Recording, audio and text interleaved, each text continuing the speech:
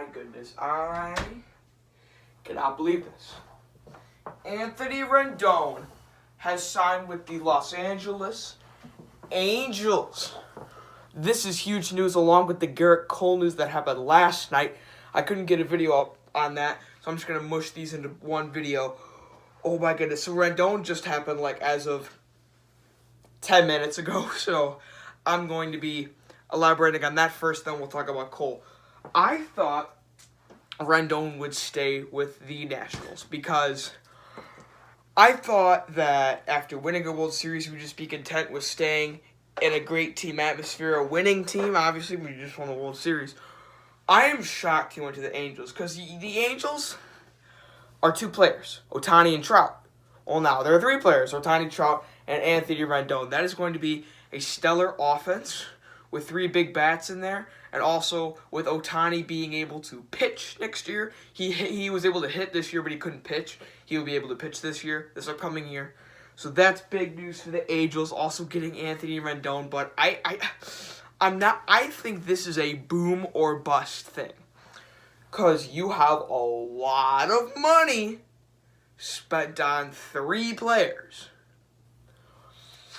You're going to need really big production from guys like Tommy La Stella, David Fletcher, and guys like that. And I don't know how Cole Calhoun's another one.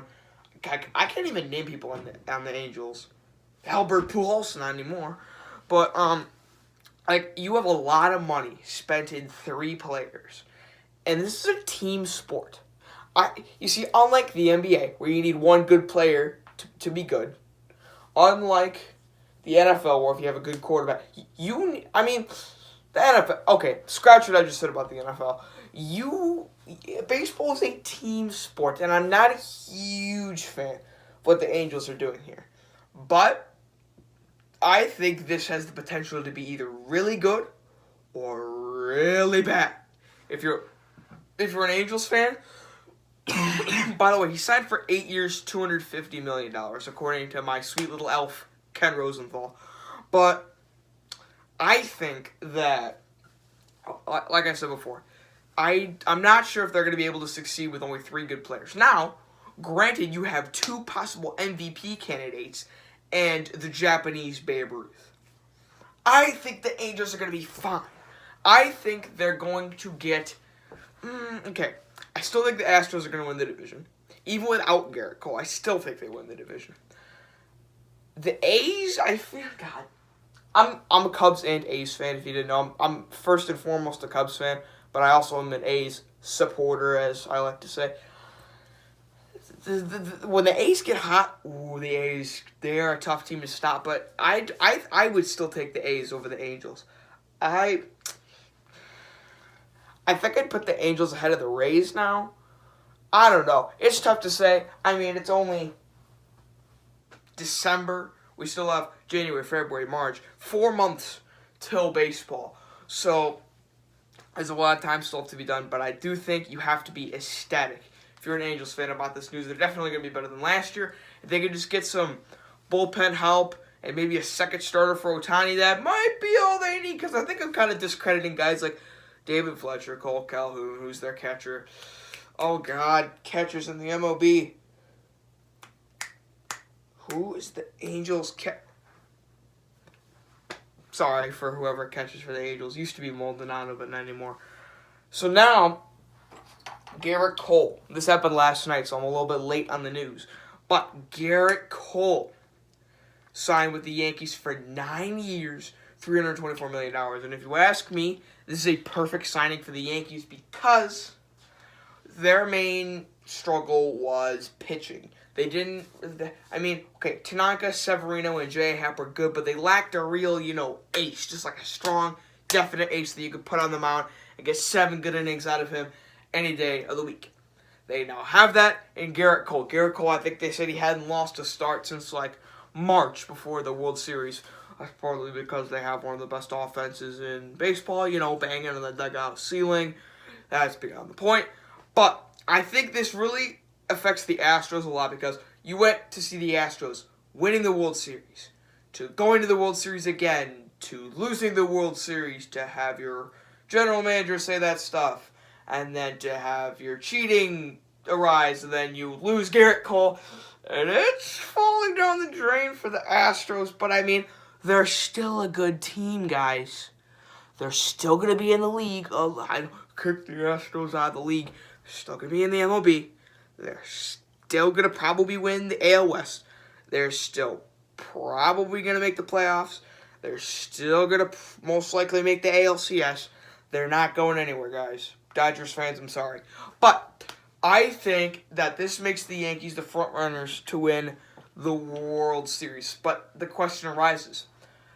I remember we said the same thing 2 years ago when the Yankees got Giancarlo Stanton. They're going to win the World Series with ease. These high market teams paying a bunch of money just because they have a lot of money. Like, so your true high market teams are, I guess, Houston, New York, Chicago, the Cubs, not the White Sox, because I live in the Chicagoland area. No one cares about the White Sox. But LA, I mean, they just have so much money to spend, and they spend, and they spend, and they spend. But it sometimes gets you nowhere. But I mean, I'm not considering the Yankees a lock to win the World Series. Granted, they are probably the favorites to win, and they're probably going to be my preseason number one. Like, last year at the beginning of the year, I said the Astros would win the World Series. And I was 3 innings away from being right. Thanks, Alec Kendrick. But I don't know who my preseason World Series pick would be. I mean, I'm not sure. But I think it would probably have to be the Yankees. Although, I'm not sure. I mean, they had so much production. Like, think about it. Their team was injured to hell and back last year. They lost the aforementioned Stanton for a while. Guys like Gio Urshela, Luke Voigt stepped up. Who else was good? Mike Tauchman. Like, the Yankees have just been so good. And, I mean, they said that this is the only time they haven't won a World Series this decade. Well, the 2020s might be very generous to the Yankees. Only problem I see with this is towards the end of the 9-year deal, Gerrit Cole's production might be winding down. You're going to be paying him a lot still. But I think he's just going to be an immediate plug starter that you could start any day of the week. He'll get you 7 shutout innings. I mean, Gerrit Cole is unequivocally the best pitcher in the MLB. If you disagree with that, that's what the comment section is for. You could make the argument Rendón could have won MVP too. I mean, you basically have a Cy Young and MVP switching teams. I mean, you see, I don't understand why Rendón signed with the Angels. I thought he would just stay in Washington, stay on a winning team. I mean, Strasburg stayed. Why shouldn't Rendón stay? I mean, I don't understand why I picked the Angels. I don't know why he would go to a top-heavy AL. Because, think about it. The AL is the Yankees, the Astros. I'll throw the Twins in there. I'll throw the Indians in there, the Rays, and the A's. Those are your 6 competing teams, okay? Other than that, like, okay, White Sox were bad. The Red Sox had a terrible year. The Blue Jays and Orioles, the Tigers, the Mariners, the Royals, the Rangers. Like, they're not all good teams, and, like, I don't understand why he would go to the Angels. I really don't think the Angels will be that good. Granted, I still think they'll be. I think they'll have a winning record, but the AL is just so top-heavy, and plus you're going to be since you're in the West, you're going to be playing the Astros a lot. You're playing the A's a lot. Like, stop sweeping the A's under the rug. They're a solid team. Also, the A's just got rid of Blake Trine, and they gave it to the Dodgers, and you might be thinking, oh, that's a great loss for the A's. I mean, Blake Trine had a 4.91 ERA last year. I mean, wasn't really that good. It was mostly Lou Trevino and Liam Hendricks getting the job done out of the pen. And, you know, you got, like, your random guy signed up from AAA. Jesus Luzardo pitched, like, 3 shutout innings of the wild card game. The A's bullpen's going to be fine. So, I mean, he went to the Dodgers. I think that's a win-win for both sides. The Dodgers get a much-needed, good bullpen piece. The A's get this thing that the Yankees, Dodgers, Cubs, all these teams, Astros, they don't know what this is. And the A's have a ton of it.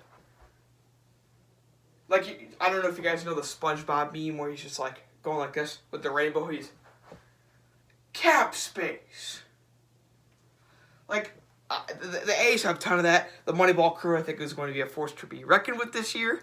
Watch out for the A's, baby. But I think that's going to wrap this video up. Let me know what you think about you. Hold on. Projected record for the Yankees, 102-60. Projected record for the Angels, 85. Hold on. Quick math. Okay, so wait. 81 is 500. You add 4 wins, you subtract 4 losses. Oh my god, math is so hard. 85-77. That's my projected record for the Angels. I don't know. You just have so much money spent on the top 3 players. Although, I think my still projected AL standings are the Yankees are winning the East. I'm high on the Twins still. I think the Twins win the Central. Astros win the West. Your first wild card goes to the A's. And your second wild card goes to the Angels. I think they sneak into the second wild card. But anyway, guys, thank you guys for watching. I'll see you next time. Peace out. If any more MLB news arises, I will be on the case reporting it on Queensville Sports.